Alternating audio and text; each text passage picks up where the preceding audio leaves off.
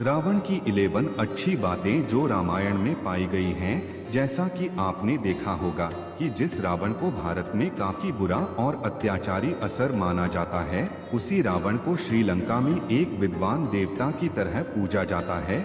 वैसे भी रावण ने बेशक कई बात की हो, लेकिन इस बात से हम इनकार नहीं कर सकते कि रावण भगवान शिव का परम भक्त और परम ज्ञानी असुर भी था, जिसके ज्ञान और शक्तियों के सामने स्वयं भगवान के किसी और का भी टिक पाना असंभव था। इतना ही नहीं, बल्कि अपनी लंका के लिए वह एक ऐसा कामयाब राजा भी था जिसके समय में लंका ने बहुत समृद्धि की थी। लेकिन हम सब यह आज के समय भूल चुके हैं और आज केवल रावण को बुराई का प्रतीक माना जाता है। हमेशा लोग रावण की क्रूरता के बारे में ही बात करते हैं, इसीलिए शायद आपके दिमाग में भी रावण की छवि एक क्रूर राक्षस की तरह होगी। हमारे कहने का मतलब यह नहीं है कि रावण क्रूर नहीं था, बल्कि वह क्रूर के साथ परम ज्ञानी भी था और उसमें ऐसी बहुत सी अच्छाई थी जो आज के इंसान के लिए जानना काफी जरूरी है।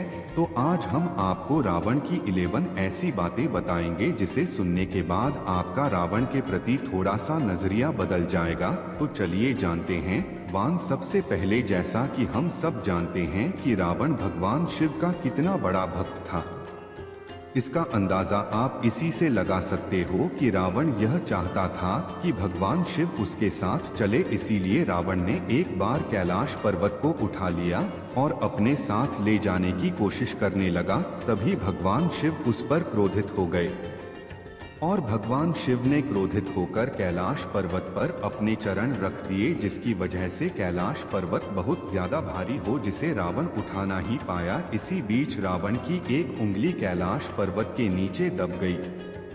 अब आप रावण की शक्ति का अंदाजा लगाइए कि कैलाश पर्वत के नीचे उंगली दबी होने के बाद भी रावण ने शिव तांडव करना शुरू कर दिया। उसके इस तांडव को देखकर भगवान शिव भी बहुत ज्यादा आश्चर्यचकित हो गए। क्या आपको पता है, रावण का असली नाम दर्शक गरीब था, लेकिन जब भगवान शिव ने उसका यह तांडव नाच देखा तो भगवान शिव ने उसका नाम रावण रख दिया। रावण नाम का अर्थ होता है जोर जोर से दहाड़ना, क्योंकि जब वह तांडव कर रहा था तो रावण बहुत जोर जोर से धार रहा था। तो इसके बाद आता है, रावण बहुत बड़ा घोर तपस्वी भी था। रावण ने तपस्या करके ही बहुत से ऐसे वरदान पाए थे जिसके चलते रावण परम ज्ञानी के साथ बहुत शक्तिशाली भी बन गया था। इसी वरदान में एक वरदान ब्रह्मा जी ने भी दिया था, जिसमें उन्होंने रावण के संपूर्ण जीवन को रावण की नाभि में संकुचित कर दिया था। इसीलिए रावण को मार पाना किसी के भी बस की बात नहीं थी। अब जानते हैं रावण के जन्म के बारे में। रावण के उदय के विषय में भिन्न भिन्न ग्रंथों में भिन्न भिन्न प्रकार के उल्लेख मिलते हैं। वाल्मीकि द्वारा लिखित रामायण, महाकाव्य, पद्म पुराण और श्रीमद् भागवत पुराण के अनुसार हिरण्यक्ष एवं हिरण्यकश्यपु दूसरे जन्म में रावण और कुंभकर्ण के रूप में पैदा हुए, तथा वाल्मीकि रामायण के अनुसार रावण पुलस्त्य मुनि का पोता था, अर्थात उनके पुत्र विश्रवा का पुत्र था। विश्वा की बार बढ़ने और कक्षीय नाम की 2 पत्नियां था। टैक्सी एक राक्षस स्वभाव की महिला थी। वारनही ने कुबेर को जन्म दिया था और क्या किसी ने अशुभ समय में गर्भ धारण किया था। इसी कारण से उसके गर्भ में रावण और कुंभकर्ण जैसे क्रूर स्वभाव वाले भयंकर राक्षस उत्पन्न हुए। तुलसीदास जी के अनुसार रामचरितमानस में रावण का जन्म श्राप के कारण हुआ था। और रावण इतना बड़ा मायावी और बुद्धिमान राक्षस था कि उसने अपने विद्या के जरिए शनिदेव और इंद्र देव जैसे देवताओं को बंदी बना रखा था और लंका हमेशा से रावण के पास नहीं थी। उसने लंका को अपने सौतेले भाई कुबेर से युद्ध लड़ने के बाद जीती थी। रावण एक कुशल राजनीतिज्ञ भी था और उसने अपने लंका का विस्तार करने के लिए लंका को दक्षिण भारत के साथ काफी दूर तक फैलाया। अगर हम आज के समय में उसकी तुलना करें तो उस समय लंका इंडोनेशिया, मलेशिया और मार्च तक फैली थी। 5 रावण भले ही राक्षसी प्रवृत्ति का हो, लेकिन वह लंका की प्रजा का बहुत ज्यादा ध्यान रखता था। जैसा कि आप सभी जानते हैं कि लंका सोने की बनी हुई थी, इसलिए रावण के समय में लंका की प्रजा बहुत ज्यादा खुश और समृद्धि। और आपने देखा भी होगा कि श्री लंका में आज भी लोग रावण को अपना भगवान मानते हैं, क्योंकि रावण की वजह से ही वहां पर इतनी सुख समृद्धि है। सेक्स आपने रामायण में भी देखा होगा, रावण जहां भी जाता था वह पुष्पक विमान में बैठकर जाता था। रावण के पास जितने भी पुष्पक विमान थे उसे रावण ने अपने सौतेले भाई कुबेर से ही जीते थे। इन पुष्पक विमान में बहुत अद्भुत शक्तियां भी थे, जैसे इनकी गति इतनी तेज थी कि यह अग्नि और वायु की गति से भी तेज चलते थे, क्योंकि इन पुष्पक विमान को ब्रह्मा जी ने कुबेर को दिए थे।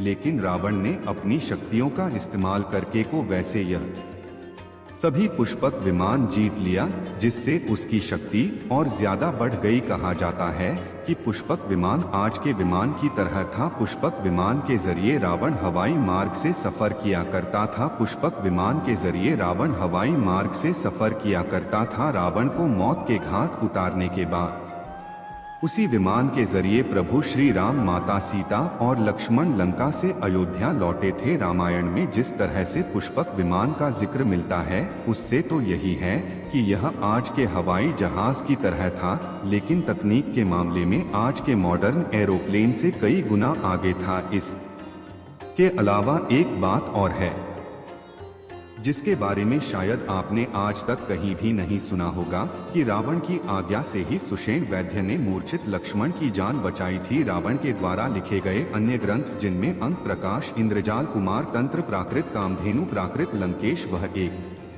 वेद भाष्य, रावण नियम, नारी परीक्षा आदि पुस्तकों की रचना की थी। रावण को संगीत का भी बहुत ज्यादा ज्ञान था। उसे संगीत का इतना ज्यादा ज्ञान था कि रुद्र वीणा बजाने में रावण ने बहुत ज्यादा महारत हासिल कर रखी थी। इसी संगीत की वजह से रावण ने कई बार भगवान शिव और ब्रह्मा जी को प्रसन्न किया था, जिसके चलते रावण को बहुत से ऐसे वरदान मिले थे जिसके जरिए रावण की शक्तियां और ज्यादा बलशाली हो गई थी। और कहा जाता है कि रावण रुद्र वीणा उस समय बजाता था जिस समय वह बहुत ज्यादा परेशान या चिंतित होता था। ना ही भले ही रावण हमारी नजरों में कैसा भी हो, लेकिन वह अपने परिवार के प्रति बहुत ज्यादा आज्ञाकारी था। और आप सबको पता ही होगा कि रावण ने सीता जी का हरण क्यों कराया था, क्योंकि लक्ष्मण जी ने उनकी बहन शूर्पणखा की नाक काट दी थी, जिसका बदला लेने के लिए उन्होंने माता सीता का अपहरण कर लिया था। और यहाँ तक कि रावण ने उस यज्ञ को भी बीच में छोड़ दिया था, जिससे भगवान राम और रावण के युद्ध में रावण की विजय होने वाली थी। उसने यह यज्ञ अपनी पत्नी को बचाने के लिए छोड़ दिया था। अगर वह यज्ञ पूरा हो जाता तो रामायण ऐसी नहीं होती जैसे कि आज तक हमें पता है। तेल कई मान्यता है कि जब भगवान श्री राम ने रावण का वध किया था तो उन्होंने उसके शव को विभीषण को अंतिम संस्कार के लिए सौंप दिया था, लेकिन विभीषण ने राजगद्दी संभालने की जल्दी में रावण का अंतिम संस्कार नहीं किया और सब वैसे ही छोड़ दिया। कहा जाता है कि इसके बाद रावण के शव को न कोई के लोग अपने साथ लेकर चले, क्योंकि उन लोगों का विश्वास था कि रावण की मौत क्षणिक है, वह फिर जिंदा हो जाएगा। जिस तरह संजीवनी बूटी से लक्ष्मण जी अपनी मूर्छित स्थिति से निकल गए थे, लेकिन ऐसा कुछ भी नहीं हुआ। जिसके बाद उन्होंने रावण के शव को रंगीला के जंगलों में 1000 फुट की ऊंचाई पर स्थित एक गुफा में रख दिया, जहां पर रावण के शव को मम्मी बनाकर एकदा बुक में रखा गया है। इस पर एक खास किस्म का लेप लगाया गया है, जिसके चलते हजारों साल से वह वैसा का वैसा ही दिखता है। यह शोध श्रीलंका के इंटरनेशनल रामायण रिसर्च सेंटर द्वारा किया गया है। इस रिसर्च के मुताबिक 3 फीट लंबे और 5 फीट चौड़े ताबूत में रावण का शव रखा गया है। यह भी कहा जाता है कि इस ताबूत के नीचे रावण का बेशकीमती खजाना है। इस खजाने की रखवाली एक भयंकर नागौर कई खूंखार जानवर करते हैं, लेकिन कोई भी इस गुफा के पास नहीं जा पाया। इसीलिए इन सभी चीजों की प्रामाणिकता अभी तक सिद्ध नहीं हो पाई है। 11 क्या आपको पता है, जब रावण युद्ध में पराजित हो गया था और रावण का शरीर युद्ध स्थल पर पड़ा था, तो भगवान राम ने अपने भाई लक्ष्मण को रावण के पास जाने के लिए कहा था और उनसे जीवन के कुछ महत्वपूर्ण उपदेश लेने के लिए कहा। जब लक्ष्मण जी रावण के पास पहुंचे तो लक्ष्मण ने जब रावण से पूछा कि क्या आप मुझे कुछ उपदेश देना चाहोगे, तो रावण ने लक्ष्मण को 3 मुख्य उद्देश्य बताएं, जिसमें सबसे पहले रावण ने बताया कि कभी भी अपने शुभ कार्यों को अगले क्षण के लिए नहीं डालना चाहिए। अगर आप कोई कार्य कर रहे हैं तो उसे पूरे करें, बिना हटना नहीं चाहिए।